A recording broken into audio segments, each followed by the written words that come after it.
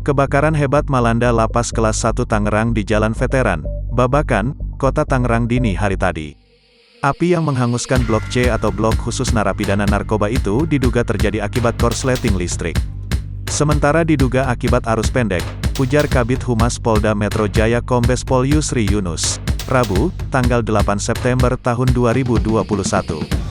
Sementara itu Kapolda Metro Jaya yang meninjau langsung di lokasi kebakaran mengonfirmasi korban tewas akibat kebakaran sebanyak 41 orang. Sementara 81 orang mengalami luka-luka dan beberapa ada yang dirawat di RSUD Kota Tangerang. 41 tewas, 81 luka-luka, sisanya luka ringan dirawat di rumah sakit, kata Kapolda Metro Jaya Irjen Pol Fadil Imran dalam jumpa pers di lokasi kebakaran, Rabu, tanggal 8 September tahun 2021. Kebakaran diduga terjadi pukul 2 waktu Indonesia Barat dan api berhasil dipadamkan sekitar pukul 4 waktu Indonesia Barat.